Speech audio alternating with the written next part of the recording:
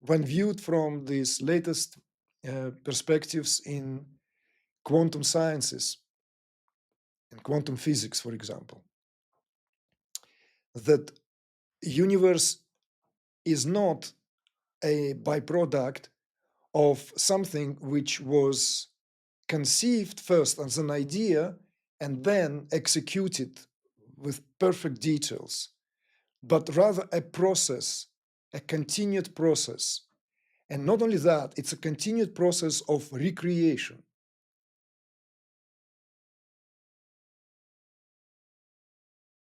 Intuition, co-creation, and manifestation. It comes from Canon, our good old friend. Dear Igor, I have been contemplating on your video titled Mystery of Free Will, Manifestation, Space, Time, and the Tattvas. Based on this, I have a couple of questions. First one. When intuitive guidance comes in fragments rather than as a complete download, how do we distinguish between authentic intuition that calls for audacious commitment versus inspirations that may lead us away from our highest calling? Second question. I have a weak intuition that revelation is not fully known till it is manifested, suggesting a co-creative relationship between the individual and the universal, where meaning emerges through the process rather than being predetermined. A related nuance for me is that when one falls short of one's best actualized version, this provides a new fertile center from which other possibilities become available for a different manifestation, revelation, which is also perfect. I would greatly appreciate any insights or reflections you may have on these contemplations.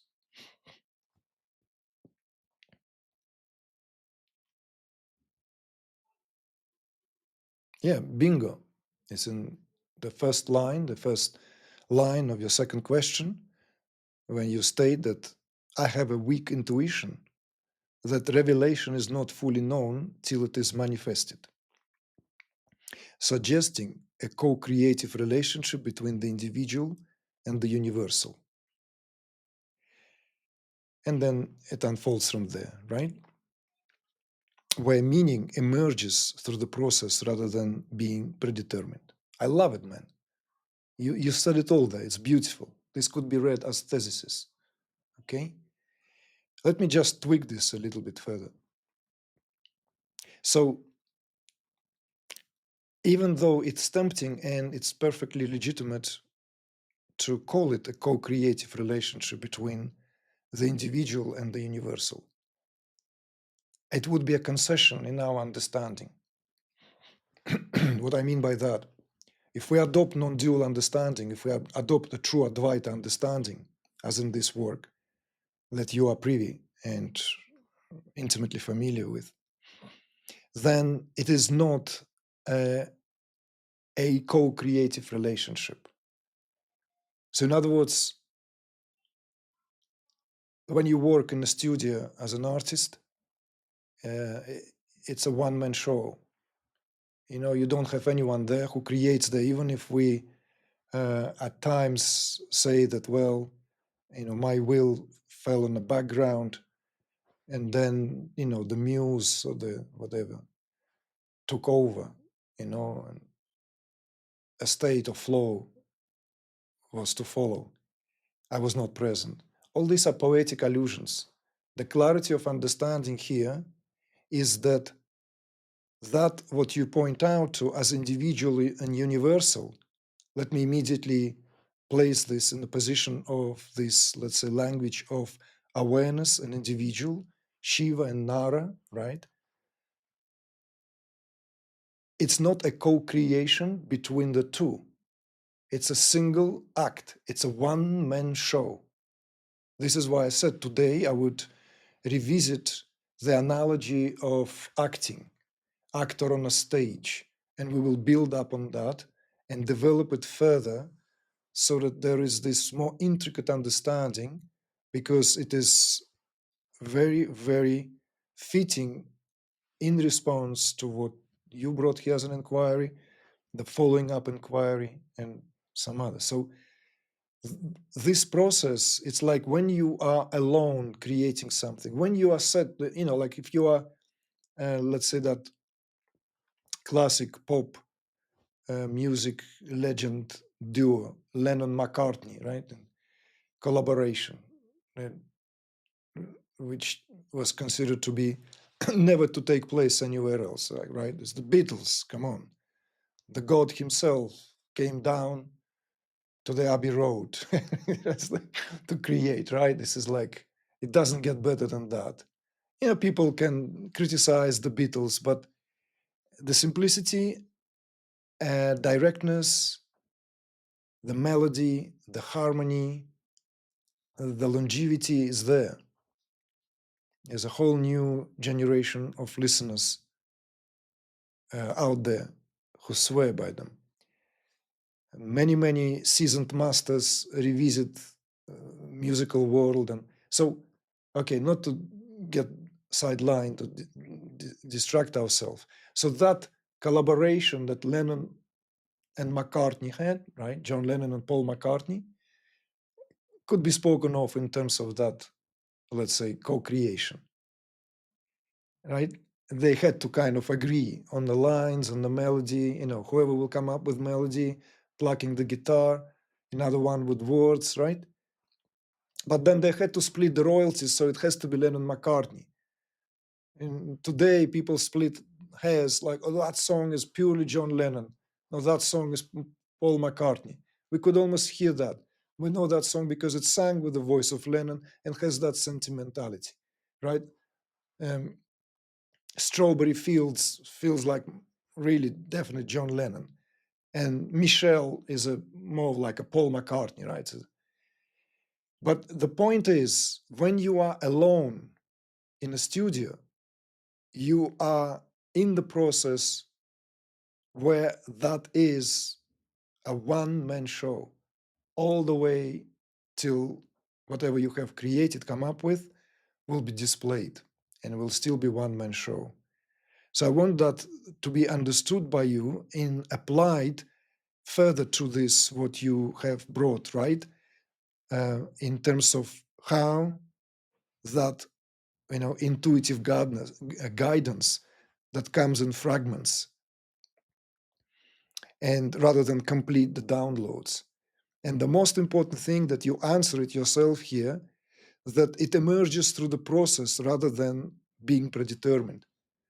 So let's just make this sudden departure. There is this perspective now where the philosophy of Trikashaivism, this philosophy of with which Shaivites deal with, which is very well, you're very well familiar with, when viewed from these latest perspectives in quantum sciences, in quantum physics, for example, that universe is not a byproduct of something which was conceived first as an idea and then executed with perfect details, but rather a process, a continued process.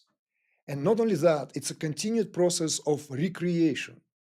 So in other words, that process, not like 6 days, done the job, and rest on the 7th day. In 6 days, everything's done. Now I can wash my hands, relax. On the 7th day, the creation is there. This is a kind of outlived paradigm. The paradigm we now many find much more probable, exciting, and interesting is that everything is constantly being recreated. And that's very, very Shaivite's perspective, that the universe doesn't exist as a given. Even now, this event, everything, for you, for me, for everyone, it doesn't exist as a given, even though it feels as a given. I have this desk, huge oak desk. I had it for many years, in many different situations, No, it is being recreated by consciousness continuously, by virtue of that very, very way of what expounded in the philosophy within the Kashmir Shaiva as the spanda, right? That pulsation of awareness, that the throb of consciousness, right? So this is all but a process. This is a process. So therefore, it is not predetermined, but constantly playing itself out.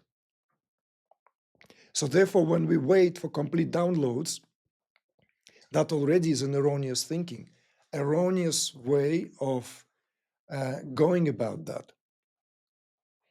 So it appears very often in a flash, as we have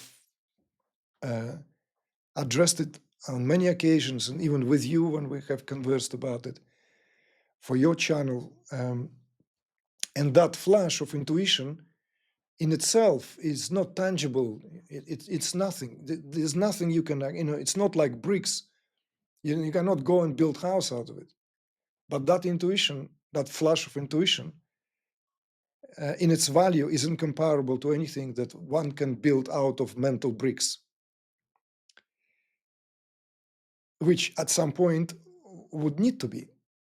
But just by having these bricks without that intuition, mind is impotent. So authentic intuition, and you want to have the clarification in your first question, how to know and how to distinguish between what's authentic intuition and what may lead us away from our highest calling. I want to suggest you also something here to ponder on, is that it is not known to us. It shall not be known to us. I often give, as you know, the example of even great avatars, simply as to illustrate. And one of the most telling example is, of course, would not be that of Krishna, because it's one exception. There has to be an exception out of the rules. Krishna came as a fully fledged, complete, utter awareness, right? Here is Krishna. That's it, Krishna. Dark as a cloud pregnant with rain, deep connotations, right? But all other avatars, certainly Rama had no idea that he was Rama. He may have some inklings, insights, but he didn't know. He just had to achieve something. Buddha had to go a very difficult path before he can find the middle way, right? Extremes. So you cannot know what would be the highest calling. And that's what makes it tricky. This is what ultimately is, we have to always align ourselves with the highest degree of that what is carried by the intent. And this is why it's so important, why in many perennial traditions, when we go into the behind the facade, behind the obviousness, behind open to all, behind the democratic kind of like, it's just for the masses. But when we go onto the other side, when we entered, it becomes more hermeneutic. And one distinctive feature is aligning oneself with lineages and traditions so that the path is lit, so that there is this, let's say, time tested, tried and tested. So there is this, you see what I mean? A good provenance there. So that genealogy, because we don't know if we are floating there on our own, what in service we will eventually end up is not all guaranteed. As you know very well, road to hell is paved with best intentions, right? With good intentions. And that's a healthy reminder here. Other than that, just remember that one-man show. And not because, and not, of course, to forget that, oh, wouldn't that lead to self-aggrandizement? There is a distinction between self-aggrandizement and sense of sovereignty. In a sense of sovereignty, that is an act, it's a creative act. So when you decide, when you make decisions, when you call shots, when you direct, when you paint, when you compose, whatever you do, it comes from that very place. And then, of course, there and then, you bound to follow the laws of material creation. As simple as that. In other words, you are not going to violate the laws of nature.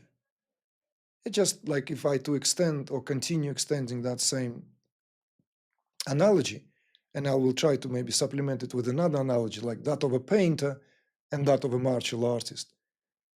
The painter knows also, like, no matter where the creative enterprise takes him or her, there are also these specifics. Whatever it's, if it's a calligraphy, it is then confined to the use of the material which is best fit for that particular expression. Certain paints cannot be mixed together. At least we want to create some mess. Certain, let's say, chemical compositions, you're not going to mix oil paint with watercolor. It's not going to hold. Just these simple things, these are the laws down there at the material level of creation one observes. Even when a musician plays outside notes, it does it deliberately so as to reinforce the sense of overarching melody structure. And the martial artist knows that the body is the instrument, and every movement here is with regard to the anatomy. You cannot discard the anatomy. So therefore, every movement there is just as the movement of the dancer,